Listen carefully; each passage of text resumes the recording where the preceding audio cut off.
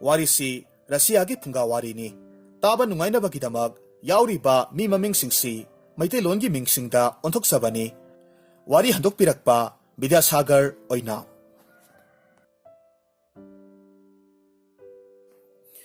ꯊꯥꯏꯅ ꯂꯩꯕꯥꯛ ꯑꯃꯗ ꯌꯥꯝꯅ ꯑꯍꯜ ꯑꯣꯏꯔꯕ ꯂꯧꯃꯤ ꯑꯃ ꯂꯩꯔꯝꯃꯤ. ꯃꯍꯥꯛꯀꯤ ꯃꯆꯥꯅꯨꯄꯥ 3 ꯂꯩꯔꯝꯃꯤ. ꯃꯆꯥꯅꯨꯄꯥ ꯑꯍꯜ ꯑꯃꯗꯤ ꯌꯥꯏꯃꯗꯨꯗꯤ ꯂꯧꯁꯤꯡ ꯌꯥꯝꯅ ꯁꯤꯡꯂꯝꯃꯤ. ꯑꯗꯨꯕꯨ ꯃꯈꯣꯏ ꯑꯅꯤꯅ ꯃꯁꯥꯗ ꯌꯥꯎꯖꯔꯤꯕ ꯂꯧꯁꯤꯡꯁꯤꯡ ꯑꯗꯨꯕꯨ ꯐꯠꯇꯕ ꯃꯥꯏꯀꯩꯔꯣꯝꯗ ꯁꯤꯖꯤꯟꯅꯔꯝꯃꯤ. ꯑꯗꯨꯒ ꯃꯁꯤꯒꯤ ꯑꯣꯟꯅ ꯇꯩꯅꯕꯗ ꯃꯆꯥꯅꯨꯄꯥ ꯑꯇꯣꯟꯕ ꯅꯣꯡꯌꯥꯏꯗꯤ ꯌꯥꯝꯅ ꯄꯪꯂꯝꯃꯤ. ꯑꯗꯨꯒ ꯌꯥꯝꯅꯁꯨ ꯇꯜꯂꯝꯃꯤ. ꯃꯔꯤꯟ ꯄꯥꯟꯗꯦ. ꯃꯍꯥꯛꯇꯤ ꯃꯇꯝ ꯑꯌꯥꯝꯕꯗ ꯇꯨꯝꯕꯒ ꯆꯥꯕꯒꯇ ꯇꯧꯔꯒ ꯂꯩ. ꯃꯇꯝꯒꯤ ꯃꯇꯨꯡ ꯏꯟꯅ ꯂꯧꯃꯤ ꯑꯍꯜꯗꯨꯒꯤ ꯃꯆꯥꯅꯨꯄꯥ ꯑꯍꯜꯅꯦ ꯌꯥꯏꯃꯅꯦ ꯃꯈꯣꯏ ꯑꯅꯤꯗꯤ ꯃꯌꯨꯝ ꯃꯀꯩ ꯄꯥꯜꯂꯝꯃꯤ. ꯑꯗꯨꯒ ꯅꯣꯡꯌꯥꯏꯗꯤ ꯍꯧꯖꯤꯛꯁꯨ ꯑꯗꯨꯃꯛ ꯄꯥꯈꯪ ꯑꯣꯏꯔꯤ. ꯃꯍꯥꯛꯁꯤ ꯃꯈꯣꯏꯒꯤ ꯂꯩꯀꯥꯏꯒꯤ ꯃꯤꯌꯥꯝꯅ ꯑꯄꯪ ꯀꯇꯟ ꯍꯥꯏꯔꯒꯁꯨ ꯈꯪꯅꯔꯝꯃꯤ. ꯃꯆꯥꯅꯨꯄꯥ ꯑꯇꯣꯟꯕꯒꯤ ꯄꯪꯖꯕ ꯑꯃꯗꯤ ꯁꯨꯅꯤꯡꯗꯕ ꯑꯇꯟꯕ ꯃꯇꯧꯗꯨꯗ ꯂꯧꯃꯤ ꯑꯍꯜꯗꯨ ꯃꯍꯥꯛꯀꯤꯗꯃꯛ ꯈꯜꯂꯨꯕꯗ ꯌꯥꯝꯅ ꯋꯥꯔꯝꯃꯤ. ꯃꯔꯝ ꯑꯗꯨꯅ ꯃꯍꯥꯛꯅ ꯃꯇꯣꯝꯇ ꯍꯦꯛ ꯍꯦꯛ ꯍꯥꯏꯖꯔꯝꯃꯤ. "ꯑꯣ, ꯑꯩꯒꯤ ꯏꯆꯥ ꯅꯣꯡꯌꯥꯏꯁꯤꯅ ꯀꯔꯝ ꯊꯣꯛꯂꯒꯕꯅꯣ? ꯑꯁꯨꯛ ꯌꯥꯝꯅ ꯄꯪꯕ, ꯑꯁꯨꯛ ꯌꯥꯝꯅ ꯇꯟꯕ ꯑꯉꯥꯡꯁꯤꯕꯨ ꯀꯔꯝ ꯍꯥꯏꯅ ꯉꯥꯡꯅꯔꯁꯤꯒꯦ? ꯅꯠꯇꯦ, ꯑꯁꯨꯝꯅ ꯑꯁꯨꯝ ꯇꯨꯝꯕꯒ ꯆꯥꯕꯒꯇ ꯇꯧꯔꯒ ꯂꯩꯕ ꯇꯥꯔꯕꯗꯤ ꯃꯍꯥꯛꯀꯤ ꯍꯌꯦꯡꯒꯤ ꯇꯨꯡꯒꯤ ꯄꯨꯟꯁꯤꯗ ꯑꯣꯏꯍꯧꯒꯗꯧꯔꯤꯕꯁꯤꯕꯨ ꯀꯔꯤꯅꯣ ꯍꯥꯏꯕ?" ꯑꯁꯨꯝꯅ ꯃꯇꯝ ꯈꯔꯒꯤ ꯇꯨꯡꯗꯗꯤ ꯂꯧꯃꯤ ꯑꯍꯜꯗꯨꯁꯨ ꯌꯥꯝꯅ ꯁꯣꯟꯖꯤꯜꯂꯛꯄꯗꯒꯤ ꯐꯝꯁꯦꯟꯅꯔꯒ ꯂꯩꯈ꯭ꯔꯦ. ꯃꯁꯤꯗꯒꯤ ꯃꯍꯥꯛꯅ ꯃꯆꯥꯅꯨꯄꯥ 3ꯗꯨ ꯃꯅꯥꯛꯇ ꯀꯧꯁꯤꯜꯂꯒ ꯍꯥꯏꯔꯝꯃꯤ. "ꯏꯆꯥꯁꯥ, ꯌꯦꯡꯉꯣꯏ, ꯍꯧꯖꯤꯛꯇꯤ ꯏꯄꯥꯒꯤ ꯍꯛꯆꯥꯡꯁꯦ ꯌꯥꯝꯅ ꯁꯣꯟꯖꯤꯜꯂꯛꯂꯦ. ꯑꯗꯨꯒ ꯃꯇꯝ ꯀꯨꯏꯅꯁꯨ ꯍꯤꯡꯒꯗꯕ ꯃꯥꯟꯗ꯭ꯔꯦꯅꯦ ꯍꯩ. ꯑꯗꯨꯅ ꯏꯄꯥꯅ ꯍꯤꯡꯂꯤꯉꯩ ꯃꯇꯝꯁꯤꯗ ꯑꯩꯍꯥꯛꯀꯤ ꯂꯩꯖꯔꯤꯕ ꯂꯟ ꯊꯨꯝ ꯈꯔꯁꯦ ꯅꯈꯣꯏ ꯅꯆꯤꯟ ꯅꯅꯥꯎ 3ꯗ ꯏꯄꯥꯅ ꯃꯥꯒꯤ ꯁꯔꯨꯛꯇꯣ ꯊꯨꯡꯕꯤꯔꯝꯂꯒꯦ ꯍꯥꯏꯅ ꯈꯜꯂꯤꯗꯣ. ꯑꯗꯨꯅ ꯌꯦꯡꯉꯣꯏ, ꯑꯩꯍꯥꯛꯀꯤ ꯂꯩꯖꯔꯤꯕ ꯏꯔꯣꯏ ꯂꯥꯕ 30ꯁꯦ ꯅꯈꯣꯏ 3ꯗ ꯏꯔꯣꯏ 10 ꯊꯨꯡꯅꯔꯒ ꯌꯦꯟꯊꯣꯛꯄꯤꯔꯝꯂꯒꯦ. ꯑꯗꯨꯒꯅꯦ, ꯏꯄꯥꯒꯤ ꯑꯆꯧꯕ, ꯏꯄꯥꯒꯤ ꯌꯥꯏꯃ, ꯅꯈꯣꯏ ꯑꯅꯤꯅ ꯅꯅꯥꯎ ꯅꯨꯄꯥ ꯅꯣꯡꯌꯥꯏꯁꯤꯕꯨ ꯄꯪꯉꯤ ꯍꯥꯏꯗꯨꯅ ꯃꯍꯥꯛꯀꯤ ꯁꯔꯨꯛꯇꯨꯕꯨ ꯍꯥꯏꯍꯠꯇꯨꯅꯒꯗꯤ ꯂꯧꯕꯤꯒꯅꯨꯀꯣ." ꯃꯄꯥꯒꯤ ꯋꯥ ꯑꯗꯨꯗ ꯃꯆꯥꯅꯨꯄꯥ ꯑꯍꯜ ꯑꯃꯗꯤ ꯌꯥꯏꯃꯅ ꯈꯨꯝꯂꯛꯈꯤ. "ꯍꯦꯔꯥ ꯄꯥꯕ, ꯑꯩꯈꯣꯏꯕꯨ ꯑꯗꯨꯛꯍꯥꯛꯅ ꯃꯤꯒꯤ ꯂꯟ ꯊꯨꯝꯗ ꯆꯣꯞꯄ ꯑꯣꯏꯅꯁꯨ ꯎꯕꯤꯒꯅꯨꯗ. ꯑꯗꯨꯒ ꯌꯥꯝꯅ ꯙꯔꯃ ꯂꯩꯇꯕ ꯊꯕꯛ ꯑꯗꯨꯗꯤ ꯅꯆꯥ ꯑꯩꯈꯣꯏꯅ ꯇꯧꯖꯔꯣꯏꯗ." "ꯍꯣ, ꯑꯗꯨꯝꯅꯕꯨ ꯇꯧꯔꯕꯗꯤ ꯐꯩꯗ.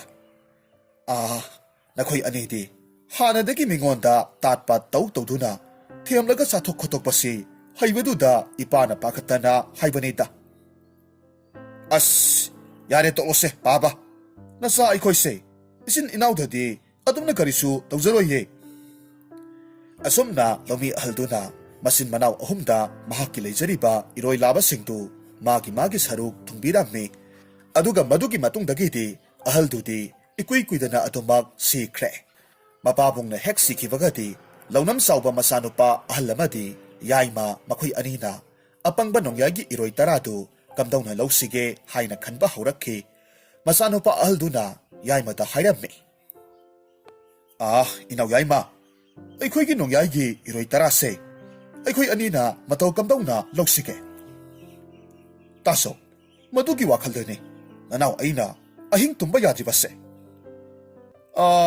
ꯑꯗꯨꯒ ꯑꯩꯅ ꯈꯟꯖꯕꯗ ꯑꯩꯈꯣꯏ ꯑꯅꯤꯅ ꯑꯩꯈꯣꯏꯒꯤ ꯏꯔꯣꯏꯁꯤꯡꯁꯦ ꯑꯊꯥꯞꯄ ꯂꯩꯕꯥꯛꯇ ꯄꯨꯔꯒ ꯌꯣꯜꯂꯨꯒꯗꯧꯔꯤꯕꯁꯤꯗ ꯅꯣꯡꯌꯥꯏꯒꯤ ꯏꯔꯣꯏ 10ꯁꯦ ꯃꯁꯤꯁꯨ ꯄꯨꯔꯒ ꯆꯠꯍꯧꯕꯗꯤ ꯐꯒꯅꯤ ꯈꯜꯂꯤꯗꯣ."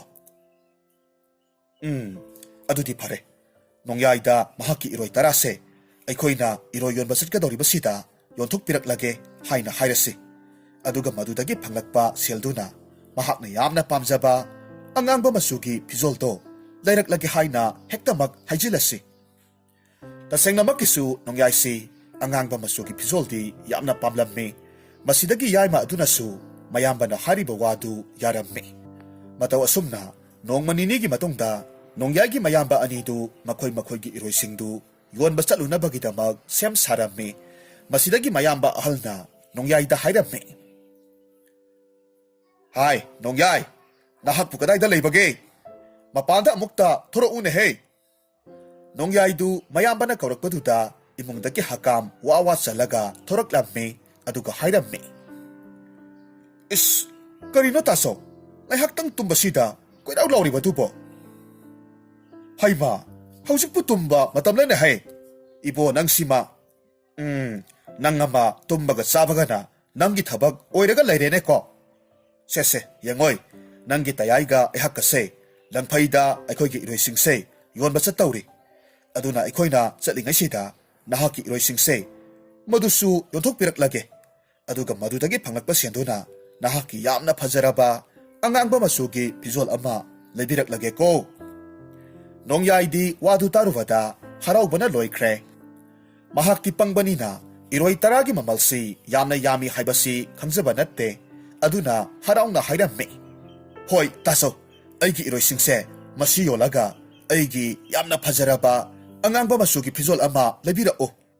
Aduga ne, taso, iroy singdugi mamalduna, aygi visual do, layba konada ba toklabadi, tasaw hoy, tayay hoy na, sen kara hapiraga, labira uko. Mahaki wahidu taruvada, mayamba ahalduna, nokpet tong nagkummi. Hoyda, nang gitasaw na ne, kuting magpana ba silak lagi.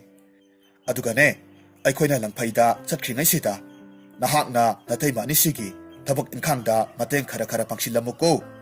Makoy na hayba tabak singdo, nahak na yada ba tong no? Karigong ba nahak na, makoy na hayba tabak to, tawdrabadi, nahaki angang ba masugi, pizoldo, lerak loy dori ba ni ko? Hoy, taso, ay itay maani na hayba kuting mag, loy na injaram ge. Masidagi mayamba ani dusu, makoy gi iroy mayam tu puraga, chat kre, matamdi asumhaw kiba na, ning tamtagi yam na inglaba, matamdu, oirak lamme, waksin gi ulen tarak pa matam oibaga, nong yay hoy gi lebak adugi, ising layba, mapam ayamba, un mapak on kre, masidagi nong yay gi matay maamana, nong yay bu kauraga, hayrak ki. Oh, nong yay, tari bro, nahakpo, katay dalay bagay. Aduban nong yay di, pakum amata pirak lamde, masidagi matay maduna, nong yay bu koy tiba, horak lamme, aduga masindasu, tak na solamme. Madugi apang ba katandubo, katay dalay krabano ne. Ay bu matam sisu, yam na tengsilakle. Sak thong na ba ising su, amata laytri. Manguanda ising karak hajiktan, sokhaluge tawbani.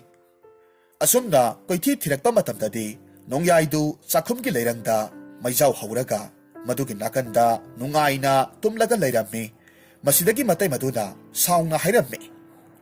Hayma, yangun he, masigi angangse, ay na di somda mahakpo ko ititiri. Aduga mahakti, may nakasida, kaya da nungay na tumda nagalayram libanon eh. Asi hay na, konjel karas saurap na, nongyay da hayrami. Hay, nongyay, hawalo na hey. Nongyay du tumlu bagit tingli yang liraga, hayrak ke. As kanano ne, ay naasok nungay na may naksida, lumna tubling ay sida, yalari ba sibo? Hay, hausik po, tumba matamlaw. Sese, hawal ose. Aduga ne, sak thong na ba, ising kara amukta, sok laro law. Itay ma, sak thong na ba ising sok paduti, nupi oibi itay mo hoygi, nataw natra ne. Aduna ising do, itay mo hoy na adum sok piruro. Ay di, ingba ne, may nakasidagi, hendok pang amlaro. Hayma, yingun he, masigi angang si, kaya datan libanon he. Hay, hausik se, ningkam tani haybasi, nahakbo kaura bro. Isinggi imay pumba, un mapak oy na, loy na mag-on krabani. Aduna ne, nang naun gi mapak to, taw kayraga, ising du, sokluga dabani. Oh, ay di, isinggi imay du, on krahay basi di, kaurureda na. Madu ay basu, ay di, aying bamarag sida, ising soklu ba do, ngamloy itay ma. Ay di, may naksidagi, hendok pa du, yam na tali. Hay, nahak na ising soklu so hay ba yadrabani na, hayeng na koy gi, tamosaw hoy na lakpa matamda, nahaki angang pa masugi pizoldo, nangonda, bihaloy daw riba ni ko. Itay ma, adum na di, tawbigan huda. Ay, angang ba masugi pizol se, yam na pame. O adu ay rabadi, nang hausik mag ising do, sokluso. Hoy, itay ma, ay ising do, soklurake. Masihay do na, sakumdagi karung atsoba amakag, pairaga thorak lamme, aduga makoy gi sanggoy dagi, singjang amasu puraga, turel layba adomda, chatkre, mahakna asum lakpa matamda turel yaurakhi. Turel dugi isingi imay pumnamag apakpa ungi mapak oina olaga layrammi. Masidagi mahakna ungi mapak adubu mahakna purakliba singjang aduna machet ama halaga kagthatlammi. Aduga ahoba makundudagi karungdubu tingjilaga ising soklammi. Adubu mahakna ising sokalakpa matamdadi karungdugi manungda nga amakhag yauraga layrammi. Masidagi nungyayna yamna haraungna hayrammi. Ayhakti karungsina ising sokpa kaktani. Aduga karungsigi manungdana nga amadum yauruklene. Haha, panadum tanchare he. Masigi nga se itay mada pachana haungna thonghalurage. Aduga masigi di puksi penba makay hektamak satharurage. Asi haiduna karungdubu thangatlaga punaba hotnarammi. Tanja asimaktada karungduda yauriba nga aduna nongyayda hayrakki. O nongyay hayba apangkatan ayhakse nga ningthogi masanupani. Aduna nahakna aybu hanagumna isingda amukta langthabirammo. Madu oirabadi ayhakna nahakpu yamna inakhunba misak ama soidanamag oihange. Nongyaydi nga amana taibang mirol hayrakpa aduda yamna ngaklammi.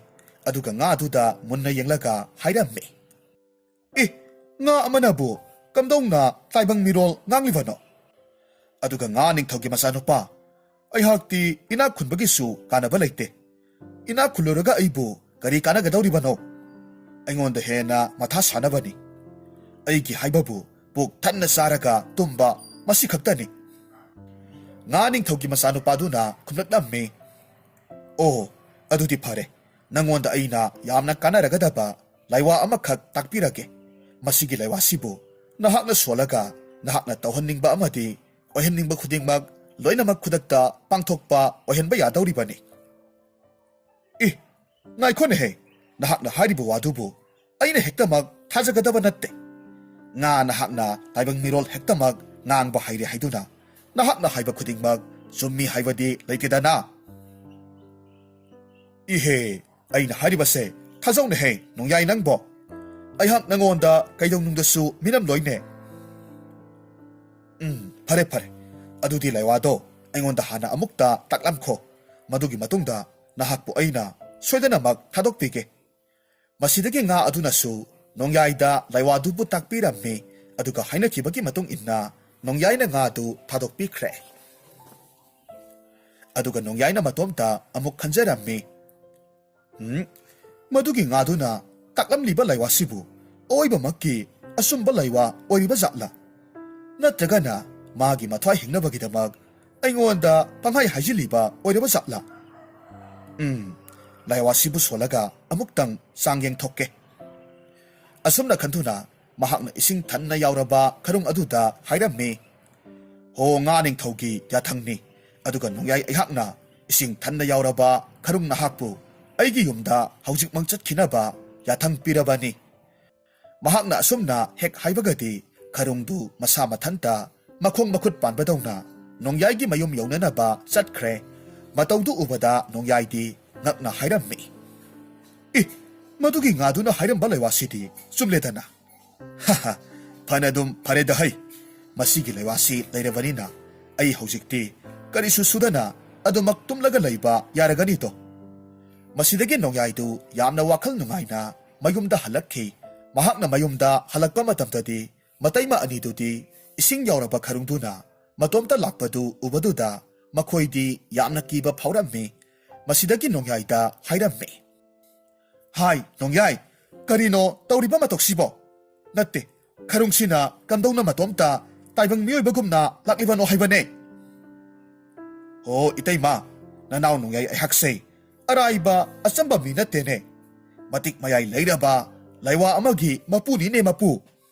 Aduna karisu kajin birugano. Haujikti isingdo puraklabanina, sakto, karathuna thongbiruro.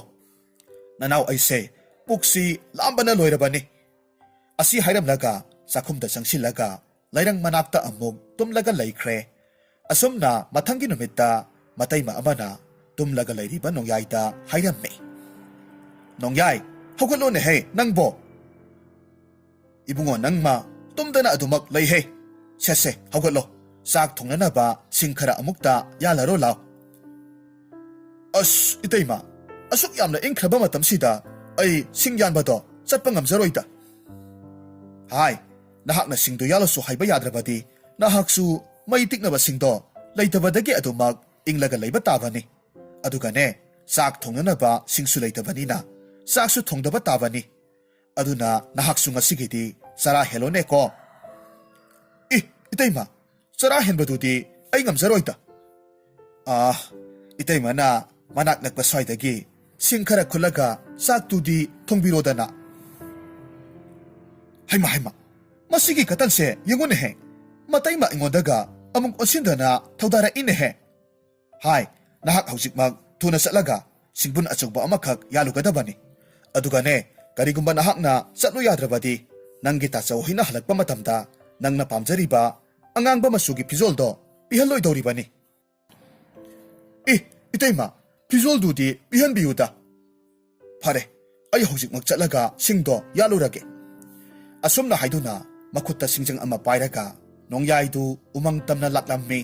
ꯃꯐꯝꯗꯨ ꯌꯧꯔꯕꯗ ꯅꯣꯡꯌꯥꯏꯅ ꯁꯤꯡꯖꯪ ꯑꯗꯨꯗ ꯍꯥꯏꯔꯝꯃꯤ, "ꯍꯣ ꯉꯥ ꯅꯤꯡꯊꯧꯒꯤ ꯌꯥꯊꯪꯅꯤ, ꯑꯗꯨꯒ ꯅꯣꯡꯌꯥꯏ ꯑꯩꯍꯥꯛꯅ ꯁꯤꯡꯖꯪ ꯅꯉꯣꯟꯗ ꯁꯤꯡꯕꯨꯟ ꯑꯆꯧꯕ ꯑꯃ ꯌꯥꯜꯂꯨꯅꯕ ꯌꯥꯊꯪ ꯄꯤꯔꯕꯅꯤ." ꯃꯁꯤꯗꯒꯤꯗꯤ ꯁꯤꯡꯖꯪ ꯑꯗꯨ ꯃꯁꯥ ꯃꯇꯣꯝꯇ ꯐꯖꯕ ꯑꯀꯟꯕ ꯎꯖꯥꯎ ꯀꯌꯥꯃꯔꯨꯝ ꯌꯥꯟꯕ ꯍꯧꯔꯛꯂꯝꯃꯤ. ꯑꯗꯨꯒ ꯀꯨꯏꯍꯧꯗꯦ, ꯑꯆꯧꯕ ꯁꯤꯡꯕꯨꯟ ꯑꯃꯈꯛ ꯈꯨꯗꯛ ꯑꯗꯨꯗ ꯌꯥꯟꯕ ꯂꯣꯏꯈ꯭ꯔꯦ. ꯃꯁꯤꯗꯒꯤꯗꯤ ꯅꯣꯡꯌꯥꯏꯅ ꯃꯇꯣꯝꯇ ꯍꯥꯏꯔꯛꯈꯤ, "ꯑꯁ, ꯑꯩꯍꯥꯛ ꯌꯥꯝꯅ ꯇꯜꯂꯦ. ꯁꯤꯡꯖꯪ ꯑꯁꯤ ꯐꯥꯎꯕ ꯍꯦꯛ ꯄꯥꯏꯗꯨꯅ ꯌꯨꯝꯗ ꯍꯟꯒꯗꯕ ꯇꯜꯂꯦꯗ. ꯐꯔꯦ, ꯁꯤꯡꯕꯨꯟ ꯑꯃꯗꯤ ꯁꯤꯡꯖꯪ ꯑꯅꯤꯁꯦ ꯃꯁꯥ ꯃꯇꯣꯝꯇ ꯑꯣꯏꯅ ꯌꯨꯝꯗ ꯍꯜꯍꯜꯂꯒꯦ. ꯑꯗꯨꯅ ꯑꯩ ꯏꯊꯟꯇ ꯋꯥꯏ ꯁꯪꯅ ꯆꯠꯂꯒ ꯂꯣꯏꯔꯦ." ꯑꯁꯨꯝꯅ ꯅꯣꯡꯌꯥꯏꯗꯨ ꯃꯆꯤꯟꯗ ꯂꯩꯋꯥꯗꯨ ꯁꯣꯜꯂꯒ ꯁꯤꯡꯕꯨꯟ ꯑꯃꯗꯤ ꯁꯤꯡꯖꯪ ꯑꯅꯤꯗꯨ ꯃꯇꯣꯝꯇ ꯆꯠꯍꯜꯂꯝꯃꯤ. ꯑꯗꯨꯒ ꯃꯍꯥꯛꯅ ꯌꯥꯝꯅ ꯂꯦꯝꯅ ꯃꯈꯣꯏ ꯑꯅꯤꯒꯤ ꯅꯥꯀꯟꯗ ꯆꯠꯂꯝꯃꯤ. ꯃꯍꯥꯛꯅ ꯑꯁꯨꯝ ꯂꯥꯛꯄꯗ ꯃꯈꯣꯏꯒꯤ ꯂꯩꯕꯥꯛꯇꯨꯒꯤ ꯃꯤꯌꯥꯝꯅ ꯈꯨꯟꯗꯥꯔꯤꯕ ꯃꯐꯝꯗꯨ ꯂꯥꯜꯂꯒ ꯂꯥꯛꯂꯝꯃꯤ. ꯃꯇꯝ ꯑꯁꯤꯃꯛꯇꯗ ꯃꯐꯝꯗꯨꯒꯤ ꯃꯤꯌꯥꯝꯗꯨꯅ ꯅꯣꯡꯌꯥꯏꯅ ꯇꯧꯔꯛꯂꯤꯕ ꯑꯉꯛꯄ ꯃꯇꯧ ꯑꯗꯨꯕꯨ ꯀꯨꯝꯍꯩ ꯌꯦꯡꯕꯒꯨꯝꯅ ꯌꯦꯡꯅꯕ ꯍꯧꯔꯛꯂꯝꯃꯤ. ꯑꯗꯨꯒ ꯑꯍꯜ ꯈꯔ ꯑꯣꯏꯔꯕ ꯃꯤꯑꯣꯏ ꯑꯃꯅ ꯅꯣꯡꯌꯥꯏꯗ ꯑꯁꯨꯝꯅ ꯍꯥꯏꯔꯝꯃꯤ, "ꯍꯣ ꯑꯄꯪ ꯀꯇꯟ, ꯅꯍꯥꯛꯀꯤ ꯁꯤꯡꯕꯨꯟꯁꯤꯒ ꯁꯤꯡꯖꯪ ꯑꯗꯨꯒꯅ ꯃꯇꯣꯝꯇ ꯆꯠꯂꯤꯕꯗꯨꯕꯨ ꯀꯝꯗꯧꯅꯅꯣ?" ꯅꯣꯡꯌꯥꯏꯅ ꯈꯨꯝꯃꯤ, "ꯍꯣ ꯈꯨꯔꯥ, ꯑꯩꯁꯦ ꯑꯄꯪ ꯀꯇꯟ ꯑꯣꯏꯖꯔꯕꯁꯨ ꯌꯥꯝꯅ ꯃꯇꯤꯛ ꯃꯌꯥꯏ ꯂꯩꯕ ꯃꯤꯑꯣꯏ ꯑꯃꯅꯤꯅꯦ. ꯑꯗꯨꯅꯅꯤ ꯑꯩꯅ ꯃꯈꯣꯏ ꯑꯅꯤꯁꯤꯕꯨ ꯂꯩꯋꯥ ꯁꯤꯖꯤꯟꯅꯔꯒ ꯃꯇꯣꯝꯇ ꯆꯠꯍꯟꯕ ꯉꯝꯂꯤꯕꯁꯦ." "ꯑꯩꯅ ꯍꯥꯏꯔꯤꯕ ꯃꯍꯩꯁꯤꯗꯤ ꯈꯨꯔꯥ ꯍꯣꯏꯅꯒ ꯇꯝꯕꯗ ꯍꯩꯕ ꯉꯝꯒꯗꯕ ꯅꯠꯇꯦꯗ." "ꯑꯗꯨꯗꯤ ꯅꯍꯥꯛꯇꯤ ꯃꯍꯩꯗꯨꯗꯤ ꯀꯝꯗꯧꯅ ꯀꯅꯥꯗꯒꯤ ꯇꯝꯂꯨꯔꯤꯕꯅꯣ?" "ꯈꯨꯔꯥ, ꯂꯩꯌꯦ. ꯃꯍꯩ ꯇꯝꯕꯤꯕ ꯍꯩꯕ ꯃꯤꯁꯛ ꯑꯃ ꯂꯩꯌꯦ. ꯃꯗꯨꯗꯒꯤ ꯑꯩꯍꯥꯛꯁꯨ ꯌꯥꯝꯅ ꯋꯥꯅ ꯇꯝꯖꯔꯨꯔꯤꯕꯅꯤ. ꯑꯗꯨꯒ ꯈꯨꯔꯥ ꯍꯣꯏꯅ ꯀꯅꯥꯅꯣ ꯀꯔꯤꯅꯣ ꯍꯦꯛꯇꯃꯛ ꯍꯪꯂꯒ ꯑꯩꯅ ꯇꯔꯥꯏꯅ ꯍꯦꯛꯇꯃꯛ ꯍꯥꯏꯗꯣꯛꯀꯗꯕ ꯅꯠꯇꯦꯗ." "ꯏꯍꯦ, ꯑꯄꯪ ꯀꯇꯟ ꯅꯍꯥꯛꯄꯨ ꯃꯤꯁꯛꯇꯨꯕꯨ ꯀꯅꯥꯅꯣ ꯍꯥꯏꯕꯗꯤ ꯑꯃꯨꯛꯇꯪ ꯍꯥꯏꯔꯝꯃꯨꯗꯅ." "ꯍꯦꯔꯥ ꯈꯨꯔꯥ, ꯑꯩꯅ ꯍꯥꯏꯗꯣꯛꯄ ꯌꯥꯔꯣꯏ ꯍꯥꯏꯔꯕꯗꯤ ꯌꯥꯔꯔꯣꯏꯗꯕꯅꯤ. ꯁꯦ, ꯍꯟꯗꯣꯛꯎ. ꯑꯩ ꯅꯈꯣꯏꯒꯨꯝꯕ ꯃꯤꯔꯦꯝ ꯅꯠꯇꯦꯅꯦ ꯍꯩ. ꯌꯨꯝꯗ ꯇꯧꯒꯗꯕ ꯊꯕꯛ ꯌꯥꯝꯅ ꯂꯩꯍꯧꯔꯤ." ꯑꯁꯤ ꯍꯥꯏꯔꯝꯂꯒ ꯃꯌꯨꯝ ꯌꯧꯅꯕ ꯆꯠꯈ꯭ꯔꯦ. ꯃꯍꯥꯛꯀꯤ ꯃꯇꯧ ꯑꯗꯨꯗ ꯂꯩꯔꯤꯕ ꯃꯤꯌꯥꯝ ꯑꯗꯨꯗꯤ ꯇꯤꯡꯉꯛ ꯌꯦꯡꯅꯔꯒ ꯑꯗꯨꯃꯛ ꯂꯩꯍꯧꯔꯝꯃꯤ. ꯑꯗꯨꯒ ꯈꯔ ꯑꯃꯅ ꯑꯁꯨꯝꯅ ꯋꯥꯔꯤ ꯁꯥꯅꯔꯒ ꯂꯩꯍꯧꯔꯝꯃꯤ, "ꯃꯁꯤꯒꯤ ꯑꯄꯪ ꯀꯇꯟ ꯑꯁꯤꯅꯁꯨ ꯑꯁꯨꯛ ꯌꯥꯝꯅ ꯂꯨꯔꯕ ꯃꯍꯩꯁꯤꯕꯨ ꯀꯝꯗꯧꯅ ꯍꯩꯔꯝꯂꯤꯕꯅꯣꯅꯦ? ꯑꯗꯨꯒ ꯃꯍꯥꯛꯅ ꯃꯍꯩ ꯑꯁꯤꯕꯨꯅ ꯀꯗꯥꯏꯗꯒꯤ ꯇꯝꯂꯨꯔꯤꯕ ꯖꯥꯠꯅꯣ?" ꯑꯃꯅ ꯑꯃꯨꯛ ꯈꯨꯝꯂꯝꯃꯤ, ꯑꯗꯨꯅꯤ. ꯑꯩꯁꯨ ꯃꯤꯁꯛꯇꯨ ꯈꯪꯂꯕꯗꯤ ꯃꯍꯥꯛꯅ ꯍꯩꯔꯤꯕ ꯃꯍꯩꯁꯦ ꯑꯃꯨꯛꯇꯕꯨ ꯇꯝꯅꯤꯡꯉꯤꯅꯦ." ꯃꯁꯤꯗꯒꯤ ꯅꯣꯡꯌꯥꯏꯒꯤ ꯑꯉꯛꯄ ꯃꯍꯩꯁꯤꯒꯤ ꯃꯔꯝꯗ ꯃꯤꯌꯥꯝꯅ ꯃꯁꯤ ꯈꯨꯗꯤꯡꯒꯤ ꯋꯥꯔꯤ ꯁꯥꯅꯕ ꯍꯧꯔꯛꯈꯤ. ꯑꯗꯨꯒ ꯍꯥꯏꯔꯤꯕ ꯄꯥꯎꯁꯤ ꯂꯩꯕꯥꯛꯇꯨꯒꯤ ꯅꯤꯡꯊꯧ ꯁꯅꯥꯖꯥꯎꯕꯒꯤ ꯅꯥꯀꯣꯡ ꯌꯧꯈ꯭ꯔꯦ. ꯃꯁꯤꯗꯒꯤ ꯃꯍꯥꯛꯀꯤ ꯃꯅꯥꯏ ꯑꯃꯗ ꯅꯤꯡꯊꯧꯅ ꯍꯥꯏꯔꯝꯃꯤ, "ꯍꯥꯏ, ꯏꯅꯥꯏ ꯑꯁꯥꯟꯕ, ꯍꯟꯗꯛ ꯂꯩꯕꯥꯛ ꯃꯤꯌꯥꯝꯅ ꯉꯥꯡꯅꯔꯤꯕ ꯑꯄꯪ ꯀꯇꯟꯒꯤ ꯋꯥ ꯑꯁꯤꯕꯨ ꯑꯆꯨꯝꯕ ꯋꯥꯔꯣ?" "ꯏꯅꯤꯡꯊꯧ, ꯋꯥꯐꯝꯗꯨ ꯑꯆꯨꯝꯕ ꯋꯥꯐꯝ ꯑꯣꯏꯔꯕ ꯃꯥꯜꯂꯦ. ꯂꯩꯕꯥꯛ ꯄ꯭ꯔꯖꯥ ꯃꯤꯌꯥꯝꯗꯤ ꯃꯈꯣꯏꯒꯤ ꯃꯃꯤꯠꯃꯛꯅ ꯊꯧꯗꯣꯛꯇꯨ ꯍꯛꯊꯦꯡꯅꯅ ꯎꯍꯧꯔꯕ ꯃꯥꯜꯂꯦ." ꯐꯔꯦ. ꯑꯗꯨꯗꯤ ꯅꯍꯥꯛꯅ ꯑꯄꯪ ꯀꯇꯟꯗꯨꯒꯤ ꯃꯌꯨꯝꯗ ꯆꯠꯂꯒ ꯃꯍꯥꯛꯄꯨ ꯃꯐꯝꯁꯤꯗ ꯑꯃꯨꯛꯇ ꯄꯨꯔꯛꯎ." "ꯍꯣꯏ, ꯐꯒꯅꯤ ꯏꯅꯤꯡꯊꯧ." nanay aihak chacharuke. Asi haiduna manaidu nongyaygi mayumda laklammi. Mahak nongyaygi mayum hek yubagadi nongyaygi matayma anidu sumangda makoy ki thabak khara tauraga layrammi. Masidagi manaiduna matayma aniduda hairammi. O ibema, yumsibu apangkatan nongyay haiba nupado madugi mayum oibirabro. Matayma anidudi ningthaugi manay amana manaw nupabu thiba lakpa asidagi makoygi wakhaldadi manaw nupana kari asoiba aranba thabak tawrubagi makoybu phaba laklibani haina khalammi. Maramaduna masadu ipapa khatna khumlakhi. Athauba kari tawba yawrubage aikoygi inaw nupadudi yamna pangbani. Aduna mahakna karigumba asoiba aranba thabakka tawramba tarabasu aikoygadi mari karimata lainajate ko. Ibema, aina laksaribase nanaw nupana handak angakpa thaudok khara tawkhibado madugidamak iningthongna mahakbu konungda kawkhatliye. Aduna mabu konungda karonabagidamak aina lawba laklibani. Adubu nongyaydi laybabu ude natte mabu thabakka chathokibro.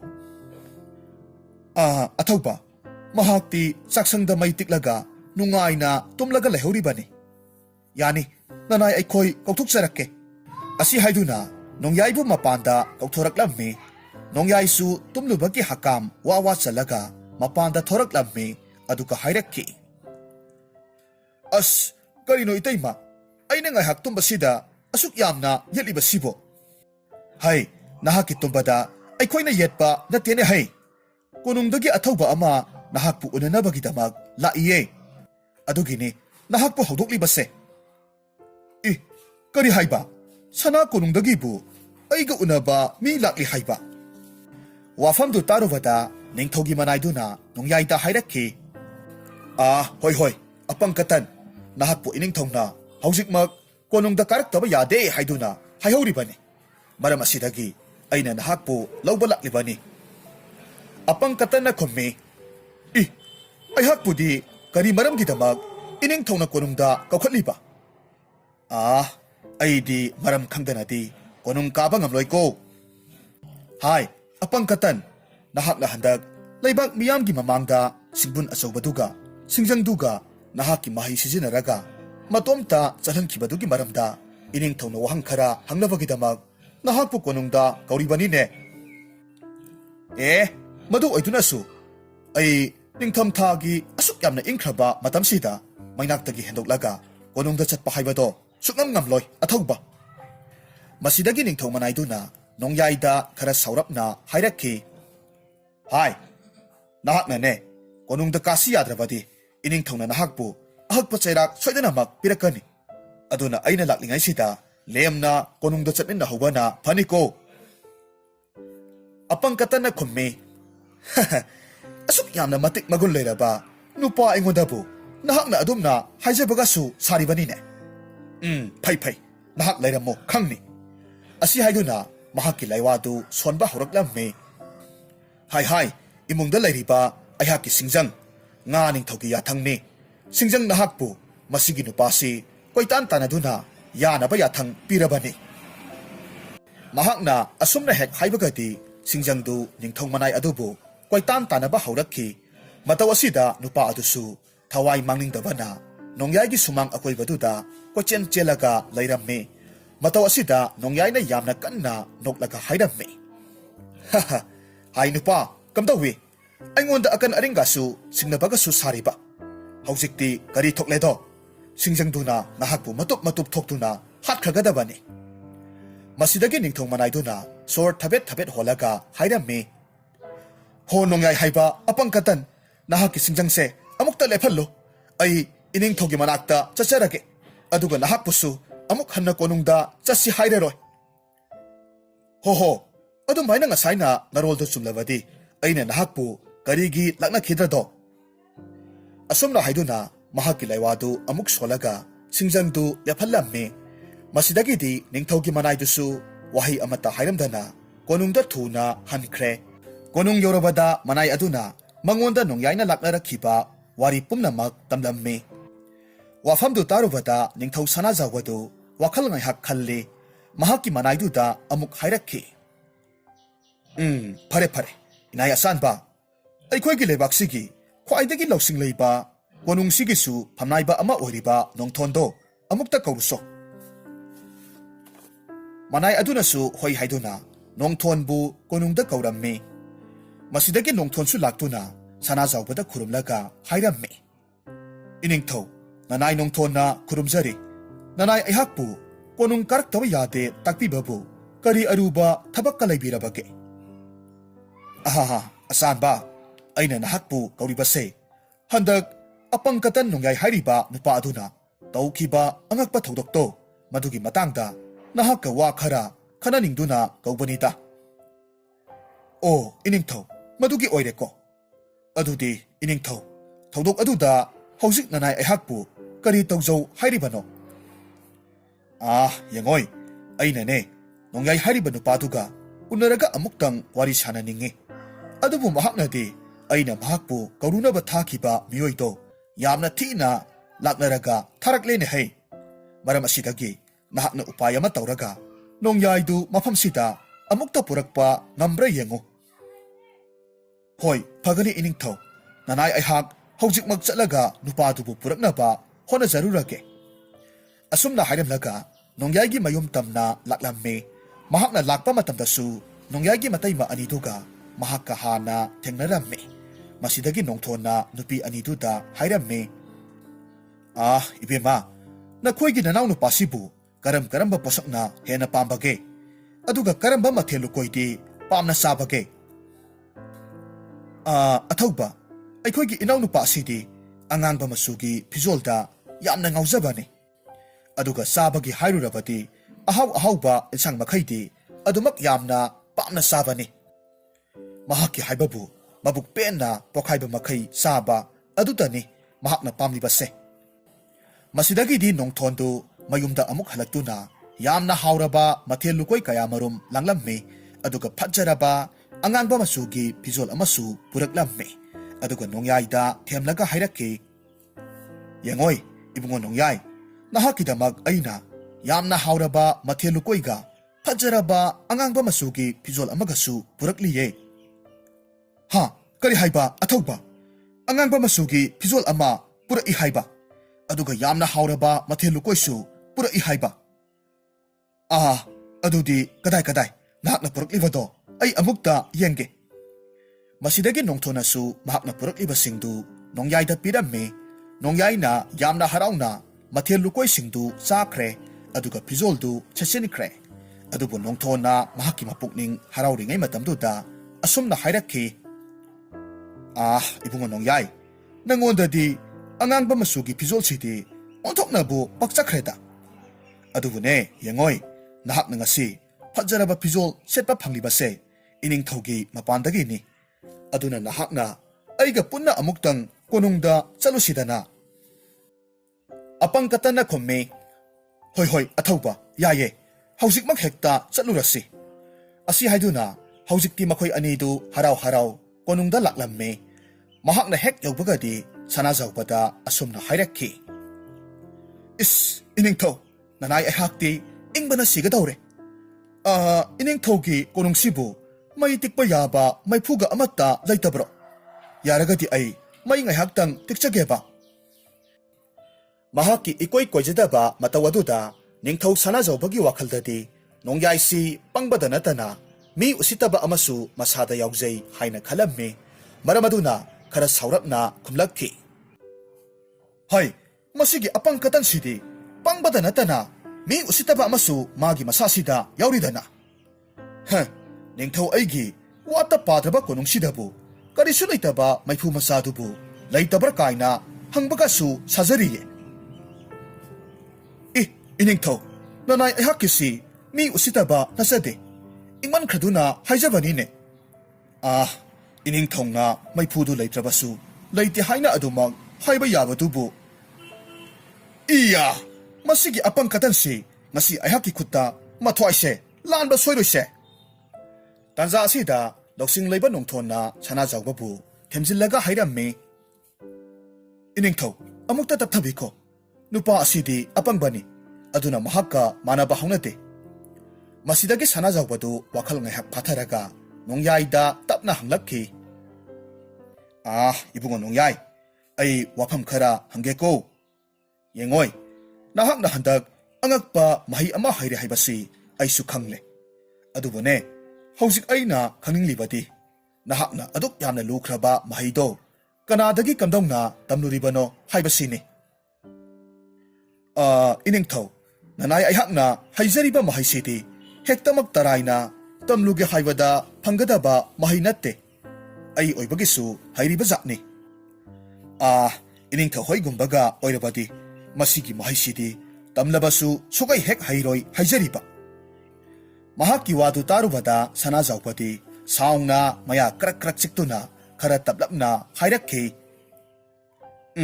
ꯃꯁꯤꯒꯤ ꯑꯄꯪ ꯀꯇꯟꯁꯦ ꯉꯁꯤ ꯑꯩꯒꯤ ꯈꯨꯠꯇ ꯁꯣꯏꯔꯣꯏꯁꯦ꯫ ꯃꯍꯥꯛꯅ ꯍꯥꯏꯔꯤꯕ ꯋꯥꯗꯨꯗꯤ ꯅꯣꯡꯌꯥꯏꯗꯤ ꯃꯌꯦꯛ ꯁꯦꯡꯅ ꯇꯥꯍꯧꯔꯝꯗꯦ꯫ ꯃꯔꯝ ꯑꯗꯨꯅ ꯁꯅꯥꯖꯥꯎꯕꯗ ꯑꯃꯨꯛ ꯍꯥꯏꯔꯛꯈꯤ꯫ ꯀꯔꯤ ꯀꯝꯗꯧꯕ ꯏꯅꯤꯡꯊꯧ?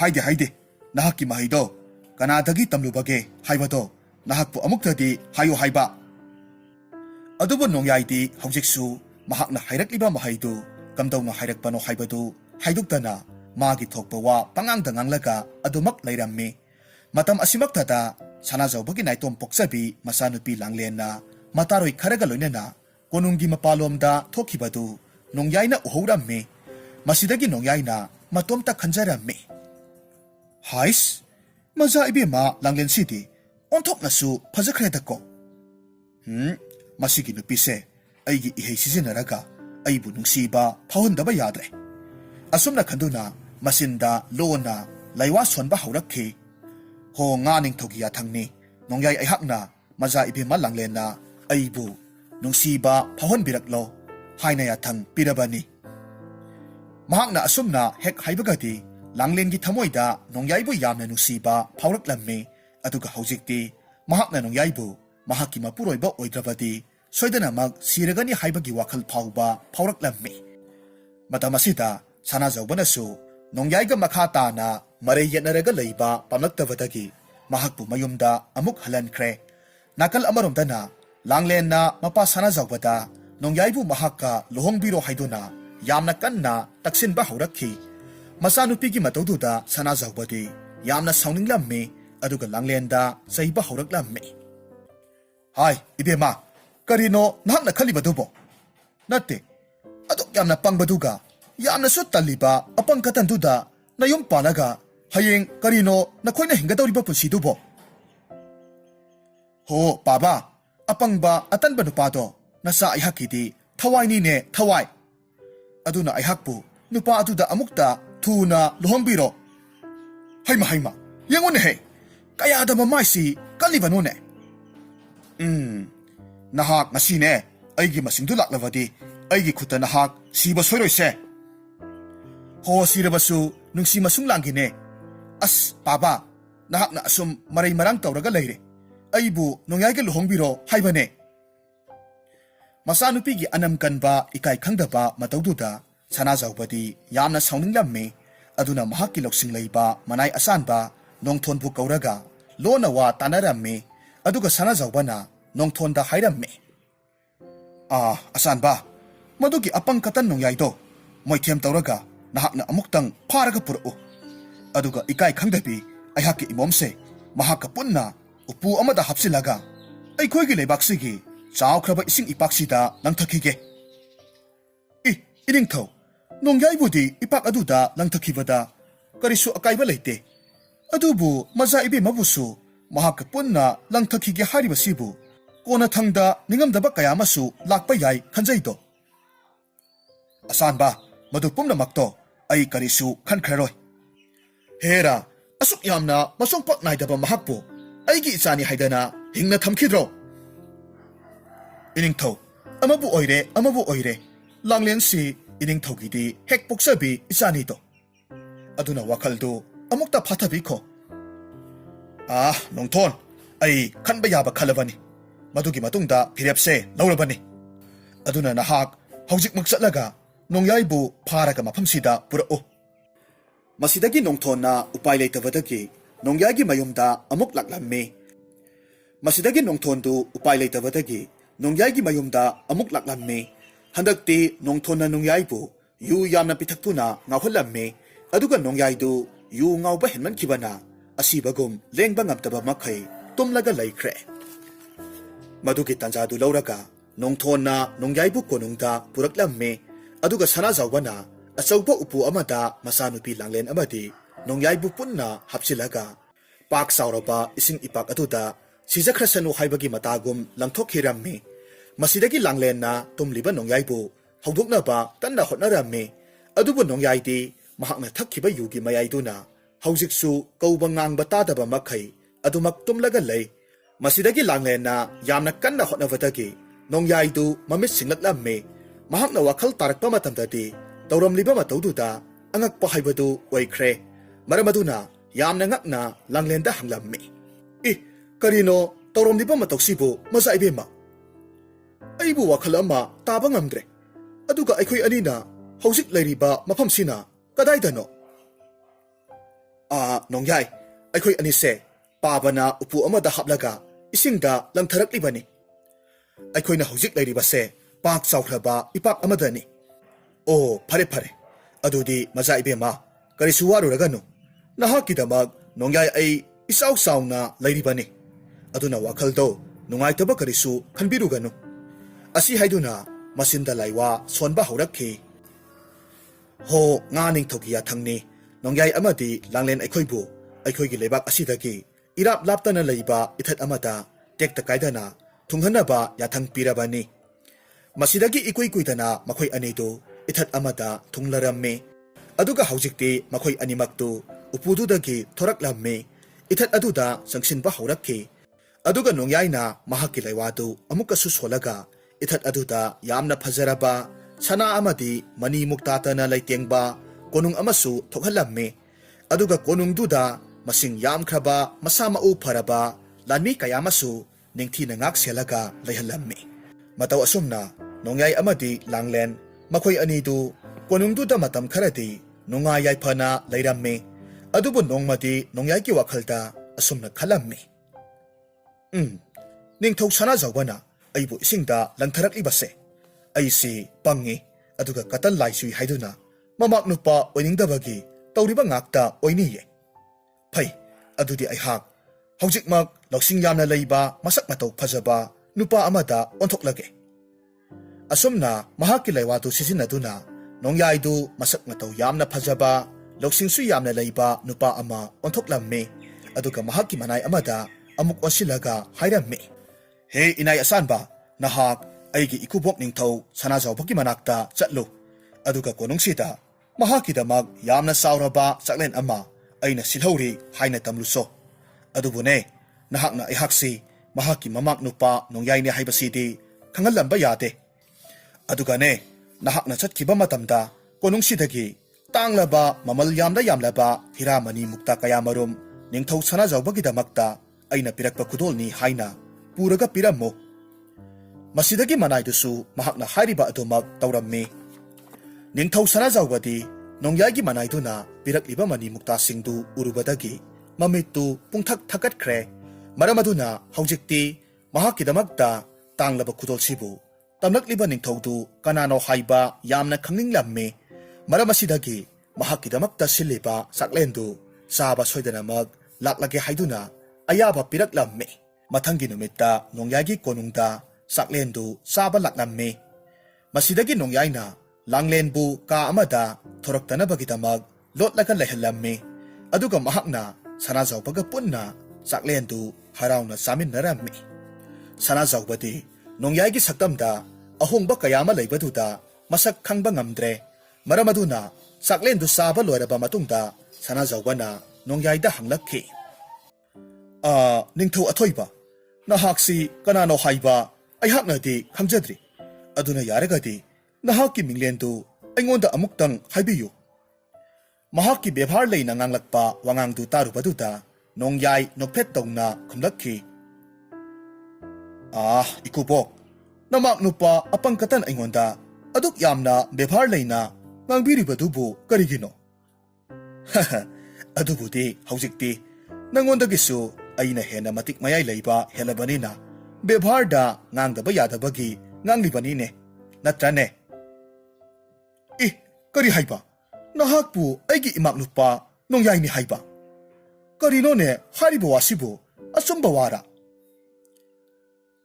ꯏꯅꯤꯡꯊꯧ, ꯑꯆꯨꯝꯕꯅꯤ, ꯌꯥꯝꯅ ꯆꯨꯝꯂꯕ ꯋꯥꯐꯝꯅꯤ꯫ ꯑꯁꯤ ꯍꯥꯏꯗꯨꯅ ꯀꯥ ꯃꯅꯨꯡꯗ ꯂꯣꯠꯂꯒ ꯂꯩꯍꯜꯂꯤꯕ ꯂꯥꯡꯂꯦꯟꯕꯨ ꯄꯨꯊꯣꯔꯛꯂꯝꯃꯤ, ꯃꯄꯥꯕꯨꯡꯗ ꯎꯍꯜꯂꯝꯃꯤ꯫ ꯃꯁꯤꯗꯒꯤ ꯁꯅꯥꯖꯥꯎꯕꯗꯨ ꯍꯧꯖꯤꯛꯇꯤ ꯃꯆꯥꯅꯨꯄꯤ ꯑꯃꯗꯤ ꯅꯣꯡꯌꯥꯏꯗ ꯇꯧꯈꯤꯕ ꯊꯕꯛ ꯑꯗꯨꯒꯤꯗꯃꯛ ꯃꯍꯥꯛ ꯃꯁꯥꯃꯛꯅ ꯂꯥꯜꯂꯦ ꯍꯥꯏꯅ ꯍꯥꯏꯖꯔꯝꯃꯤ꯫ ꯑꯗꯨꯅ ꯃꯍꯥꯛꯄꯨ ꯉꯥꯛꯄꯤꯅꯕ ꯍꯥꯏꯗꯨꯅ ꯅꯣꯡꯌꯥꯏꯗ ꯍꯥꯏꯔꯝꯃꯤ꯫ ꯅꯣꯡꯌꯥꯏꯅꯁꯨ ꯃꯍꯥꯛꯄꯨ ꯉꯥꯛꯄꯤꯔꯝꯃꯤ꯫ ꯑꯗꯨꯒ ꯍꯧꯖꯤꯛꯇꯤ ꯁꯅꯥꯖꯥꯎꯕꯅ ꯃꯍꯥꯛꯀꯤ ꯂꯩꯖꯕ ꯂꯟ ꯊꯨꯝ ꯄꯨꯝꯅꯃꯛ ꯅꯣꯡꯌꯥꯏꯗ ꯄꯤꯗꯨꯅ ꯃꯍꯥꯛꯄꯨ ꯃꯈꯣꯏꯒꯤ ꯂꯩꯕꯥꯛꯇꯨꯒꯤ ꯅꯤꯡꯊꯧ ꯑꯣꯏꯅꯕ ꯍꯥꯏꯔꯝꯃꯤ꯫ ꯑꯗꯨꯕꯨ ꯋꯥ ꯑꯁꯤꯗꯤ ꯅꯣꯡꯌꯥꯏꯅꯗꯤ ꯌꯥꯔꯝꯗꯦ꯫ ꯃꯍꯥꯛꯀꯤ ꯏꯊꯠ ꯑꯗꯨꯗ ꯃꯍꯥꯛꯀꯤ ꯅꯨꯄꯤꯒ ꯄꯨꯟꯅ ꯅꯨꯡꯉꯥꯏꯕ ꯄꯨꯟꯁꯤ ꯃꯍꯤꯡꯗ ꯑꯗꯨꯃꯛ ꯍꯤꯡꯍꯧꯔꯒꯦ ꯍꯥꯏꯅ ꯍꯥꯏꯔꯝꯃꯤ꯫ ꯃꯁꯤꯗꯒꯤ ꯁꯅꯥꯖꯥꯎꯕꯗꯨ ꯎꯄꯥꯏ ꯂꯩꯇꯅ ꯃꯔꯩꯕꯥꯛꯇ ꯑꯃꯨꯛ ꯍꯟꯈ꯭ꯔꯦ꯫ ꯑꯗꯨꯒ ꯅꯣꯡꯌꯥꯏ ꯑꯃꯗꯤ ꯂꯥꯡꯂꯦꯟꯁꯨ ꯃꯈꯣꯏꯒꯤ ꯏꯊꯠ ꯑꯗꯨꯗ ꯑꯋꯥꯠ ꯑꯄꯥ ꯑꯃꯠꯇ ꯂꯩꯇꯅ ꯌꯥꯝꯅ ꯅꯨꯡꯉꯥꯏꯅ ꯄꯥꯟꯈ꯭ꯔꯦ꯫